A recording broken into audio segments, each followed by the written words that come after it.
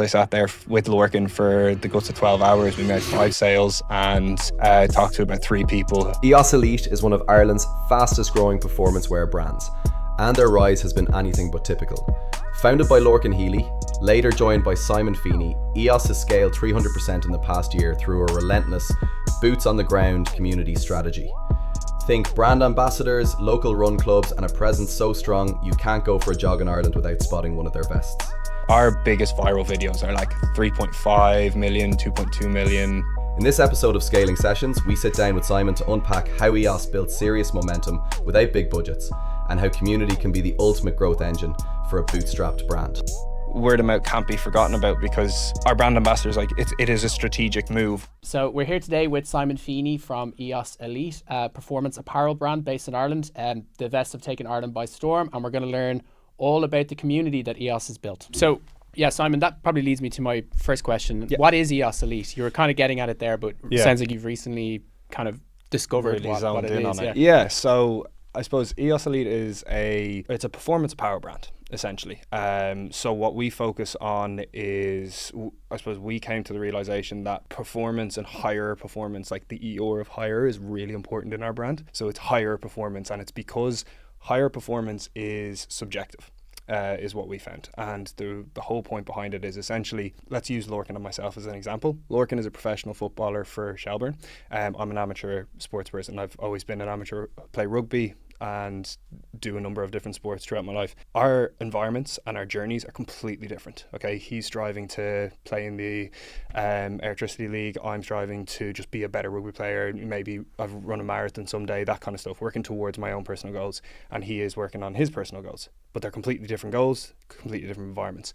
Same goes for our community. So you've got the elite, whether it's the Premier League, whether it's people running sub 3-hour marathons, they're using our products.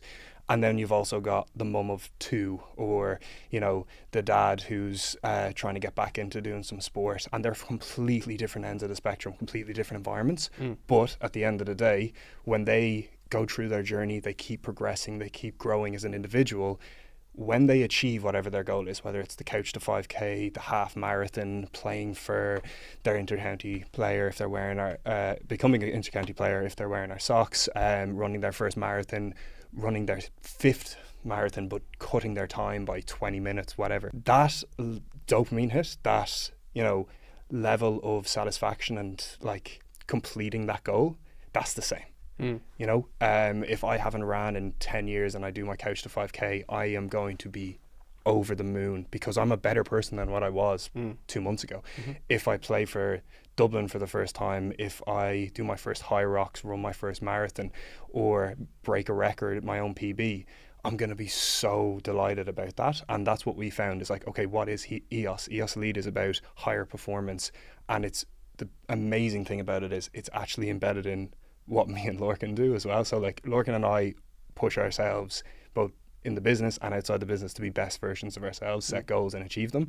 And now we've had the fortune and the privilege to build that into a brand and help people achieve goals. Like we get messages like photos, Instagram stories of people who are running their first half marathon, 10Ks, marathons wearing EOS Elite, and like they're giving kudos to us as well as vice versa. So that's what EOS is basically really developed into. So what your own kind of personal definition of higher performance is. That is it. Yeah. Once you are becoming a better individual, you're bettering and reaching your actual potential, and you're constantly moving forward to improve.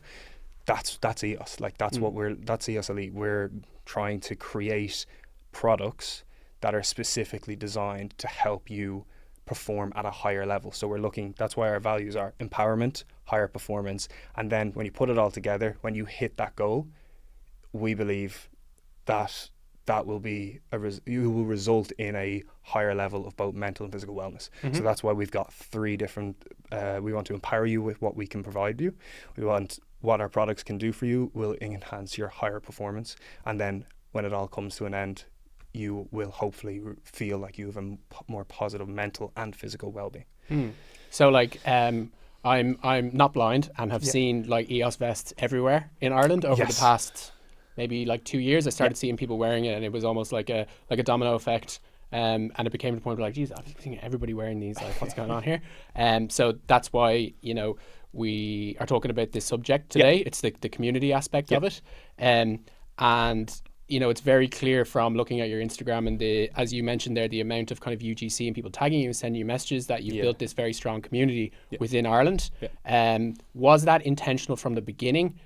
And if so, was there any kind of business thinking behind that, or was this kind of something that developed organically? I think it's a mix. It's definitely become more of a strategic business focus over the last maybe 18 months. I think at the beginning, because it's myself, Lorcan, working on the business resources, you have to think about that. It's kind of how can we make the most of the brand with what we have. So at the beginning, it was definitely, using friends for like models, and then using kind of bringing in small micro influencers, that side of things. So in our first kind of like 2022 into 2023, but as we've grown, we've seen the benefit, like you've mentioned, of developing a community. So it's then moved into a more strategic move. So at the beginning, it's kind of, okay, let's do it. Let's use the resources we have available. And then over the last kind of 18 months to 2 years, it's kind of more moved towards, okay, we've seen the benefit of word of mouth, of enhanced credibility from the brand, and an enhanced awareness of the brand, because we are using people within localized communities. So our brand ambassadors, we've currently got 11 at the moment, and they're spread from Achill Island to Cork to Dublin, Cavan, like all over the country, and then they're spreading the message of EOS Elite on our behalf, as well as obviously ourselves. So that brings in a community element, and we're talking about brand ambassadors who are maybe, I think our biggest brand ambassador is like 17,000 followers, and our smallest maybe is around 3. So we're not talking about these like major massive influencers, we're talking about people embedded in their communities, and that's when we started looking at like run club collaborations. So sorry, you're like strategically placing brand ambassadors in different parts of the country, in order to kind of light a fire underneath word of mouth. Word of mouth, in my opinion, is, especially in Ireland because it's a small place, is the most underrated and under talked about part of marketing. 100%. It's crazy. Like I feel like from my own history as well with Amber Eyewear, which was in a different category to you. I would find when somebody bought a pair, I'd get an order from somebody in Facebook. They'd be wearing the glasses, watching, like working in Facebook at the screen, and then over the next 2 or 3 weeks, I would just get a flurry of orders from within Facebook, because it's obvious what happened. They're like, "Where'd you get those glasses?" Yeah, absolutely. Yeah. No, I mean 100%, and I think it's because it's not you can't record. There's no attribution. There's no metric there. Yeah. And Thank God. Bogged down. Exactly. But we get very caught up in that, and that's a brilliant way to grow your business, especially from a community point of view. But word of mouth can't be forgotten about, because our brand ambassadors, like it is a strategic move, as well as like there's other things that you got to factor in terms of their cultural fit with the brand, how much they invest in the brand, and do they align with it. Like I have those conversations before we bring in brand ambassadors, and then ensuring that cultural fit's there, it means that they invest in the brand like it's their own. And our brand ambassadors are so invested in our brand, and that then comes across in the communities that they're chatting about. So like, for example, we've got 1 or 2 of our brand ambassadors have their own run clubs. So then like, they're bringing people in right into their community. We go to those run clubs, we help them grow.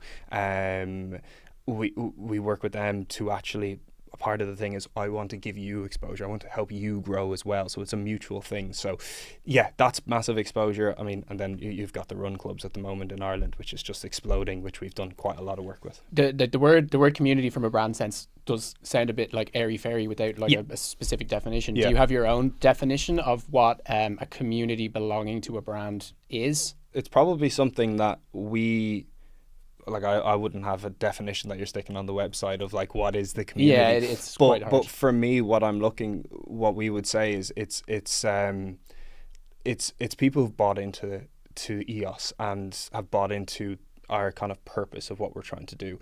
And as I said at the very beginning, it's not about being a professional athlete, and you have to strive to be that.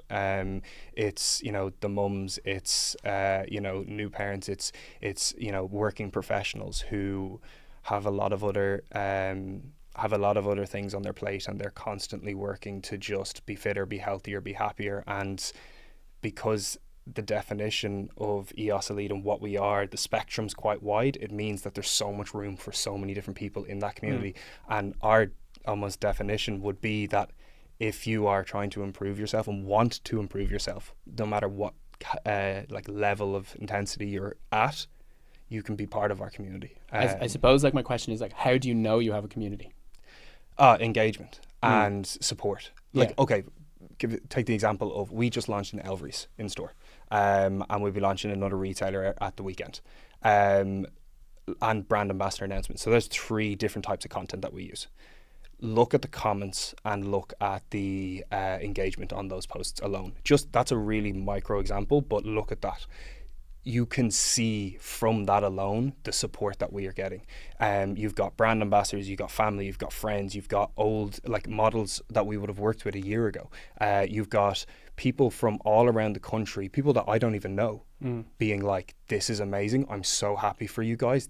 And that's when you know you've got an engaged community. And not just an engaged community from a business sense, people that really want to see you succeed because you've left a good lasting print on them. So I think our community has been identified from the support that we get both publicly and privately to grow the brand, because every time we hit a milestone, when we share that, it's really well received, and that's when you're like, okay, there's definitely. And then we've got a growing return customer rate. Obviously we have a product that is I suppose durable. LTV. Like, we don't want to see people coming back with a running for, the same running vest, let's say, after like a month or two, because that means the product, we want that product to last. So that's when it comes to it's up to us to make sure that we can continually be innovating to give you products that are going to support you at different levels of your journey.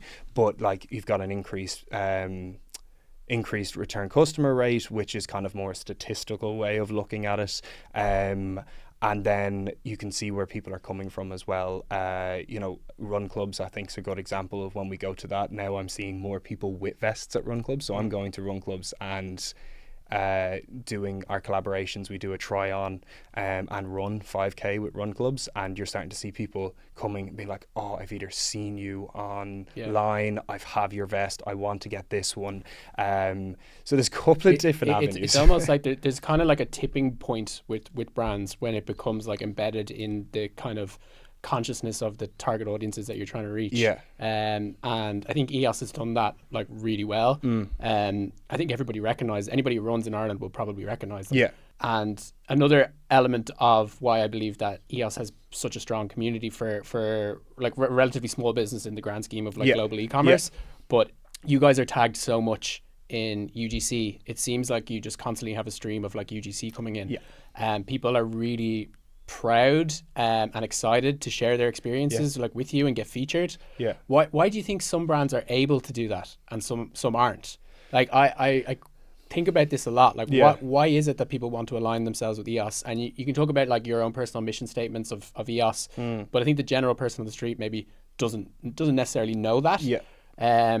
Is it down to like authenticity of the founders, and you guys post a lot of like founder stories online, so people like feel like they know you as a person and they want to support you? Is that an element to it, or what do you think? I think with Lorcan and myself being quite heavily involved in the forefront of the brand definitely adds to it. People connect with who EOS are. It's not just a brand, the people. And I think that's becoming more important for brands, is that if you're a growing startup or a small brand and you're trying to make waves, people want to know who's behind it. They want to see the personality, and by showing the personality of myself, Lorcan, when we're packing orders or going to events, stuff like that's definitely a really key element, because people can't connect and resonate with, they can to a degree with a brand, but they can do it far more with an individual.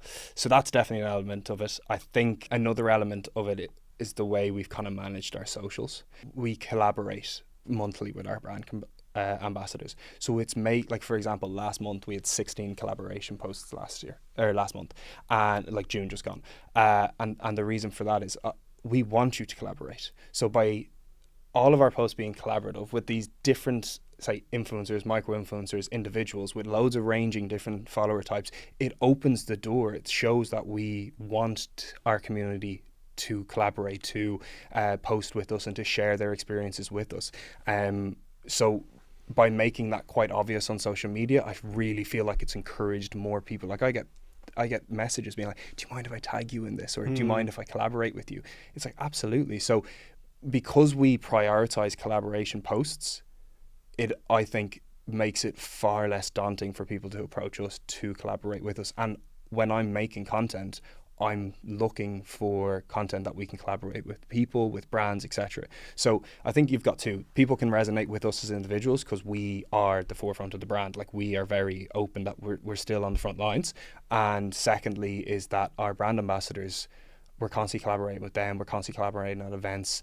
And I suppose thirdly is we manage all of our customer service, etc. at the moment. So like, it's still, that's a very good one. Yeah. It's still, so if you talk to EOS, and I say this at run clubs, if you want an issue or want to learn more about the brand, send us an email or send us a message on Instagram or TikTok. I will answer it, or Lorcan will answer it. You will talk to us. So it's not, oh, can I collaborate? And then it's like, here's a either automated response or a VA, whatever. Or something. It's, I manage the socials. What do you want to collaborate on? Let me see if it works. Yeah. So you've got kind of 3 main points there. I think customer service one is actually pretty an interesting one, in the sense that, you know, it's still us. Like, we manage everything ourselves. So it just it makes it easier to collaborate. And then they're talking to me. You know, they're talking to the person who's managing social media, who's managing our collaborations. So, they would kind of be the main 3 things. So it just opens that door, makes it far more easier, far more welcoming to people who want to collaborate. And then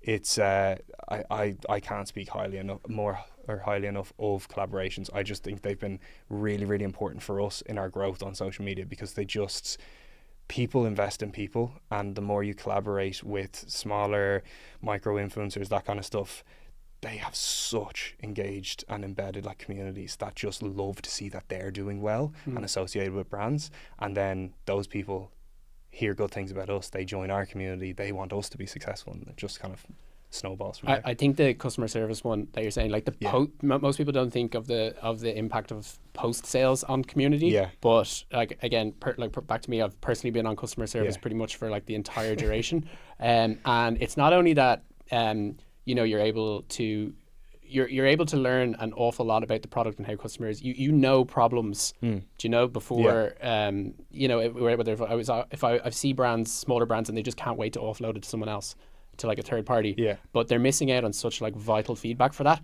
Plus, if I provide like a very candid, honest, transparent response to people, the responses you get back, even if people have had a problem, are actually unbelievable.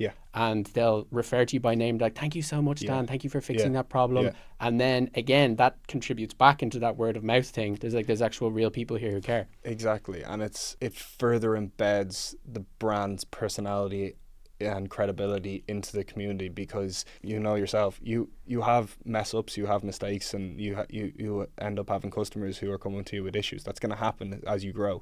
But like, I've ended up on the phone with customers who have been, if you're reading their emails, you're like, God, and then you're getting off the phone, like, listen, lovely to chat to you, thank you so much for Simon for taking the time of day. And it's the same with when it goes back to building the community. All of that counts. I don't think it's necessarily massively like, again, as I said, like statistical, and like we record all of our interactions and stuff like that, but it's the fact that they're dealing with the brand, the individuals running it, and can understand, and then we have a greater opportunity to actually embed a personality on the brand, because when you talk to us and we have the opportunity to talk to you, like it automatically makes the person connect with the brand, because they're dealing with an individual rather than, you know, AI or something like that. Obviously, in the future, the goal would be, like, it's not going to be sustainable for the whole time, but I think at the moment it's important, because we talked about before starting this chat, about how EOS started over those first 2 years of like building that community, that loyal customer base who are willing to share their experiences with EOS and recommend it to people word of mouth. But now you're kind of ready to layer on other channels of marketing now on top of that, once you've built that foundation. Yes. And I think a lot of brands, when they start off, they can, go for hell for leather on a performance marketing strategy straight from Yeah. the off and burn through a budget. Yeah. But the way you guys have done it, it's probably more sustainable doing it the way you've done it first. Yeah, I think. Especially when you don't have a huge budget to start off with. Yeah, exactly. Like we didn't really have a budget. Your own money. Yeah, it was like let's try this meta thing and see what happens. Throw a couple of euro on it at the beginning, and we did that for 2 years. And it was going to events. It's a slog, but it's a rewarding slog. Obviously we've moved into really pushing into e-com channels now in the last year, but not even the last year. We're not even a year kind of pushing our e-com channels more than just meta. But for example, I've been to Mahon Point in Cork. I've been to a shopping centre in Belfast. The one in Belfast, I sat there with Lorcan for the guts of 12 hours. We made 5 sales and talked to about 3 people, and like that was it. And then you go home and you're kind of thinking, crap. And then from that exact day was born the BC Breast Cancer Ireland partnership that we now do, and have brought them the into pink vests. yeah, I see pink them vests. everywhere. So Yeah.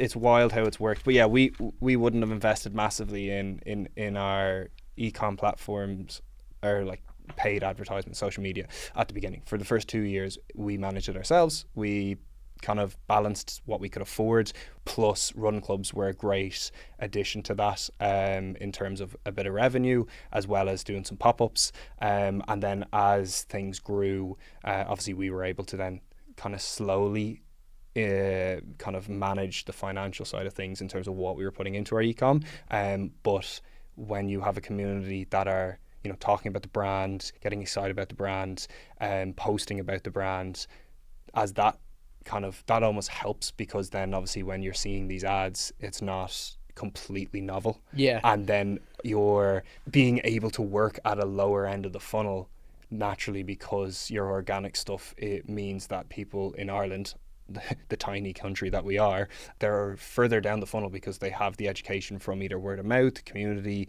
viral content, whatever it might be.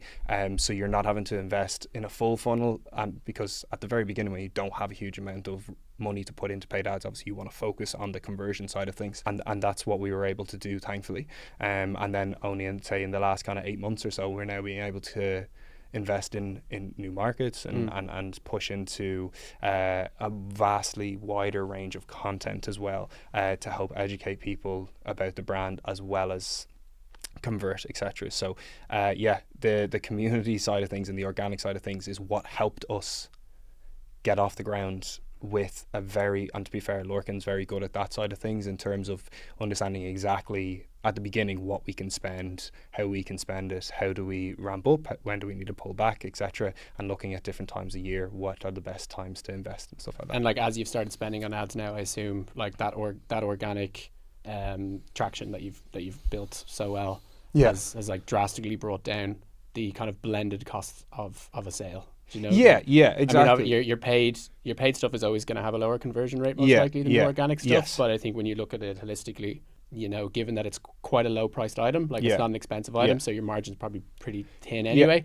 But like that organic foundation has allowed you to be able to spend on paid ads, but not necessarily depend on it, and bring the kind of blended cost down. Yeah, exactly. Like I suppose the amount of activities that we've been doing off of our like those specific, so meta, let's just say for example, the amount of activities that we've done off of those has then obviously helped us kind of supplement it, and as you say, bring down the overall cost of things, which has been brilliant. Like you can't fault like going to a run club of 50 people and selling 25 vests, and like when you do that weekly or whatever, and you're doing that regularly, obviously you're bringing down the overall cost of things, and it's allowing you to kind of push on with our kind of online platforms as well, and being able to add more platforms to it. Like now we're across 4 different platforms, which is brilliant. So yeah, absolutely, it's the organics feeding into everything.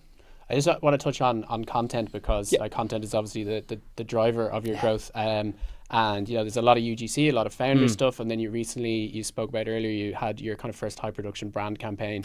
Can you give us any insight into like performance of each of these, or how you kind of view kind of quantity of which kind of like pieces you're going to produce in the future, or which ones perform best? It's funny because I know myself, like you could spend a ton of money on this like beautiful campaign that's beautifully shot, and no one will watch it. They'll prefer the behind the scenes 30 seconds. This stuff cracks video. me up. Yeah. And I always wonder to myself, like, if you're doing some sort of like big brand video, is it almost worth just like pretending to do it and just producing behind the scenes footage instead? That's the thing, yeah. It's like people actually don't really care about the fact that you're selling a product. They want to see you trip over the wires as you're trying to grab a camera or something, or they want to see the highs and lows of it. Like, and what I find fascinating is what people want to see on social media has changed in the last 100%, 12 months. Ridiculous. Can you go into your opinions on that a little bit? Because I was listening to a podcast. This is like totally separate from e-com and branding. I don't know if you've seen that Silicon Valley startup with the young kid called Cluely. No. It's just like this young kid is just like has this basically AI company, but he's produced a ton of like controversial TikTok videos to promote it, and it went completely viral. And I think 15 days after launching the company, they raised like 15 million quid.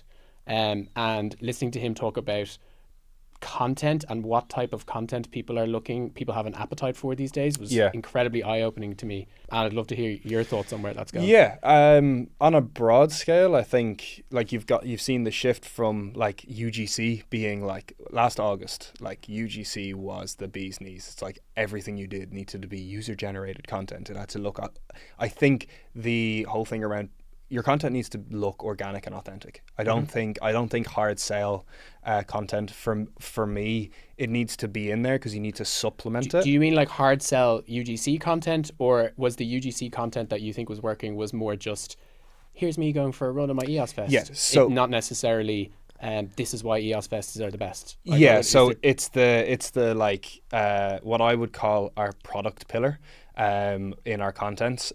So it would be like, this is an EOS Fest, this is where your phone goes, this is where your gel goes, this is how much it weighs, blah blah blah blah. And those, I think they still perform well, but they are less frequent in your content schedule, let's say. Whereas then you've got the UGC piece where it's like, come on a run with me, or they don't even mention the vest and they're just doing something, or like the socks. So you've got, that's what I would call like the UGC kind of user generated stuff. It's more natural, organic, that style of stuff. Something you've touched on it there is EGC, employee generated content, which I think is the current UGC from last August. And that's what you're talking about, the behind the scenes. It's, documenting, like I'm currently trying to do it now where I'm documenting what I'm doing. Like I want to do something around today, or we were packing an order because we're still just the two lads, so we were up in the warehouse packing the order for Elvery, so recording that, getting it up online, had a massive reaction. It was, people loved to see it. So it's that kind of content, I think, from an engagement point of view, that's working really well. So you can see the progression there. So it was kind of hard sell. I don't think people really like to be hard sailed to, particularly, but it also depends on the platform, I think. So like on Instagram, I don't want to be like, hard sell naturally. I'd rather see kind of a UGC. TikTok, for example, is all UGC.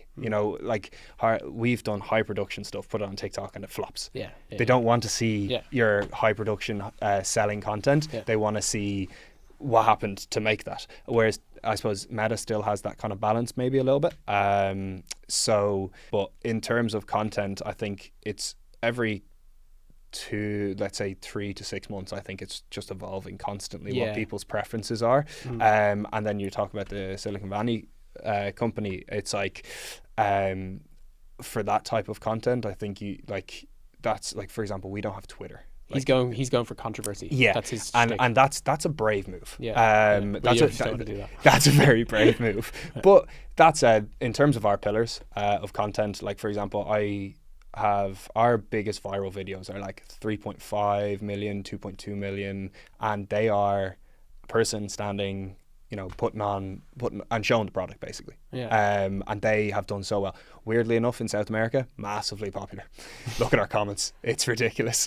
So they go viral. But then in terms of local community engagement, it's the UGC, it's the brand ambassador announcements, it's the come and pack an order with us, it's the more localized, really authentic and organic content. So it kind of for me depends on what you're trying to do. So then you put that into your ad setup, and it's about having a mix. You have to have a mix. You need the content that tells people about the brand that maybe won't have a massive amount of engagement, but then when they see the UGC piece about the brand, they already know who you are. So you're bringing them through the funnel, and then when they see the kind of hard sell product stuff, they're like, yeah, actually this vest is class, let me buy it. So it's first and foremost having a variety of content, and where content's going, it's organic and authentic. I think the more natural you can make things, the better.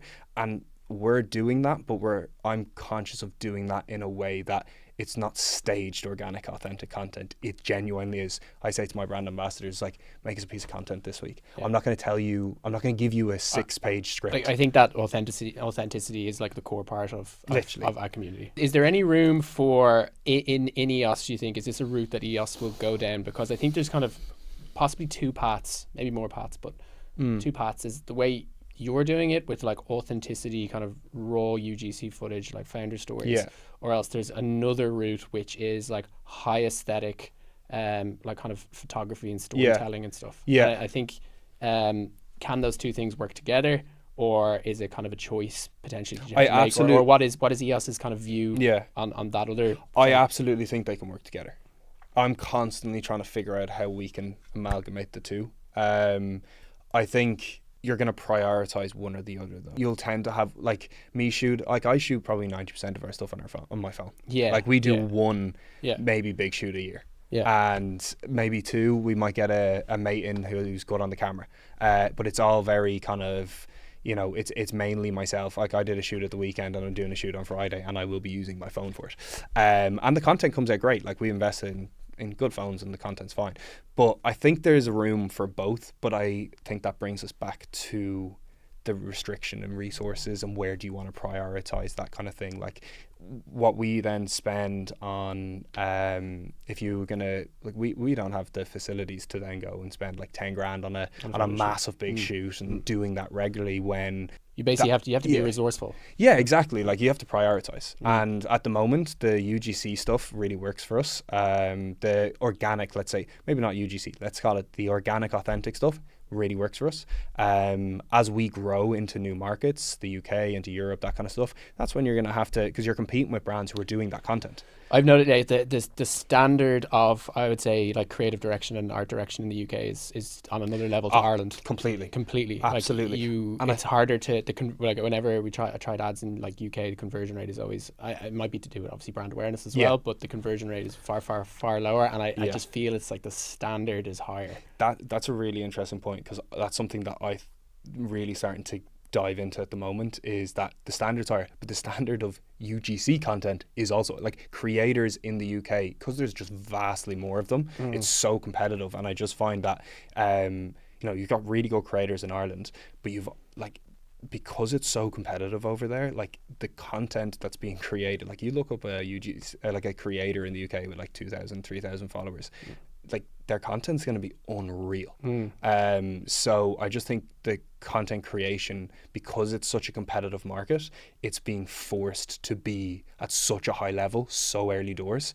So then naturally, as consumers, you get used to just really good content all the time. So then when you come in as a brand like ourselves, who have done so well on authentic, organic content, but authentic organic content in the UK is even further. Okay, so let's say come for a run with me while I wear my EOS vest, and somebody going on a really nice scenic run around, let's say, Malahide or Host or something like that.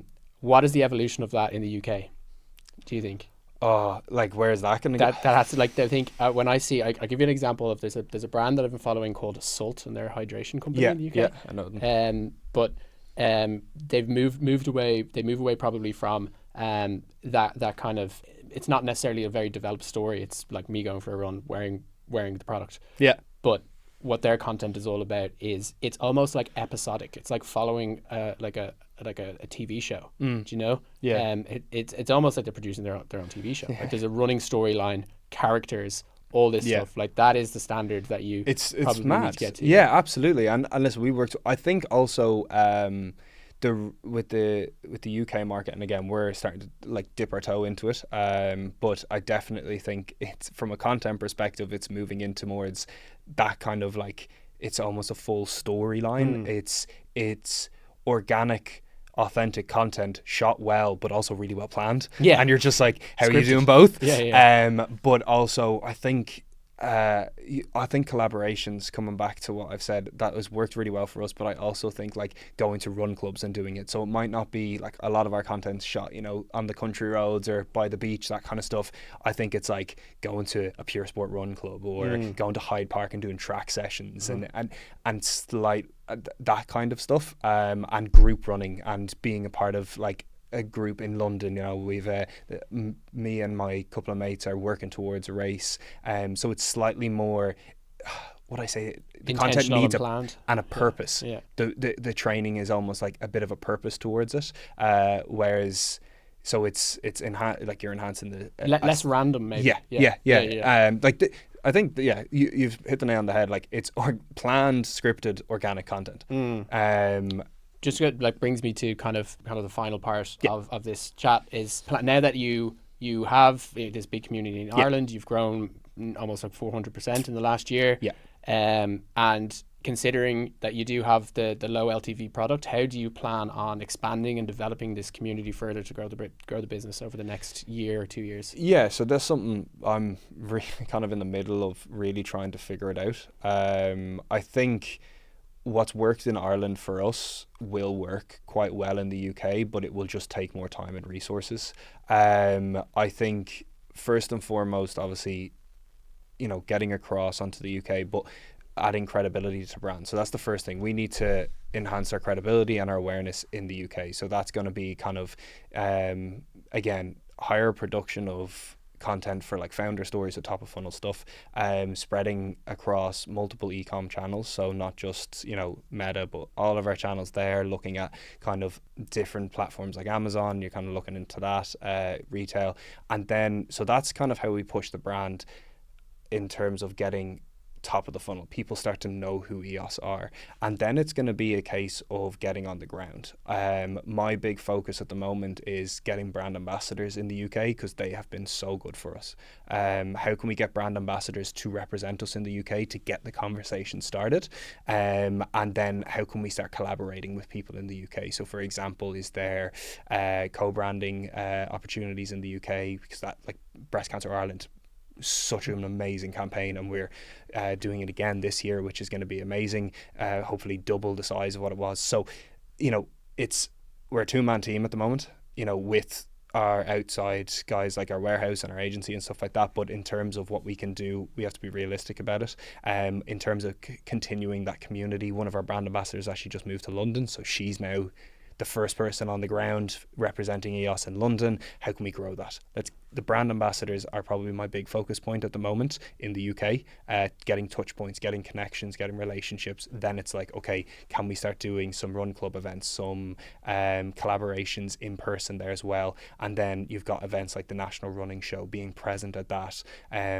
Like last year we went in end of January, and there was over 50,000 people. You're getting touch points on that. So it's getting boots on the ground, but it's about having the resource. As a small business, in the grand scheme of things, like you've said, it's about getting the resources together to get boots on the ground. And the best way to do that is to get people representing us over there. So for me, the focus point is, okay, brand ambassadors, and starting to compete with in those fields, and then trying to figure out, okay, if we can get brand ambassadors can introduce us into their communities, or we can maybe start getting some run clubs, getting some events, and start collaborating with other like coffee shops. And I know it's still small. It's small like Mind, but it actually will have a ripple effect, which would be amazing. I think that approach is absolutely correct. Where you are. And I think I chatted to Amy Connolly from Sculpted before, and that was the exact same thing she said about moving into the UAE. It was boots on the ground, partner up with people over there, influential people, distribute the product,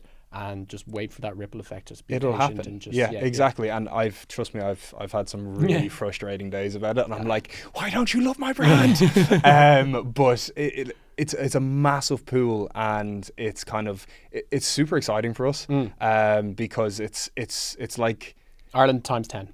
Literally, Yeah. the running market's 9 times as big Yeah. over there, and like we have a massive kind of market share at the moment here. So it's like if we can do a fraction of what we do, like the business just grows again massively. So yeah, it'll be like you've just summed up really well there. It's get boots on the ground, get people talking about us, Get and vests on shoulders. exactly, and then make sure that the vests are literally in every possible location for people to buy, and make it as easy as possible for people to know who EOS are and how to get one. Nice. Just want to finish off with like a kind of quick fire round. But Yeah. so what's the most impactful initiative that EOS has done? Ooh. Top of your head, quick answer. I'd say the BCI campaign was Yeah. amazing. Last year, just unbelievable. That's for anybody that doesn't know what it is. Sorry, That's Breast Cancer right. Ireland. Collaborative vest. Yeah, Big we did vest, a co-branded vest for the first time. Very with them. visual, very easy to spot. Yeah, pink, and raised over $8,000 for them. So hopefully we'll do over 16 this year for them. Nice. And best influencer you've ever worked with? Oh, this could start worse. We get better with Chris on a macro level. We worked with him. He was really, really cool. But also we've got our, I'd say like, Anna Lawler. You've got Jasmine, like our brand ambassadors. Can't name them all. Good. Yeah, I was like, our brand ambassadors. Erica Deasy is an honourable mention there. She's been fantastic for us for the last year. So macro level, you've got obviously Get Better Chris. That was a surreal moment doing a 5K with him. Yeah. But then our brand ambassadors are fabulous across the board. Nice. Founder you admire? Founder I admire. Great question. Founder and or brand? Can I say 2? Yeah. First and foremost is Laura McCarthy from Drinks Botanic Ireland. Laura McCarthy, they're like gin infused bits. Really cool, massive ecom. I was in college with her for a year. She's done amazing things. Like she's a machine. And then the community that this Smooth Stick have put together, I think is just like it's unbelievable. Like she's just done an amazing job there. So I'd say those 2 have, at the moment, for me, there's a lot, but they're really relatable to our brand. And for me, I take a lot of inspiration, particularly from Smooth Company, I think is Smooth Stick. Oh, she's amazing. Anya? Yes, really, really cool. Unreal. Well, thank you for that time. That was Hope great. that was helpful. Cheers. Cheers. Yeah, Thanks so thanks much. very much. Cheers, guys.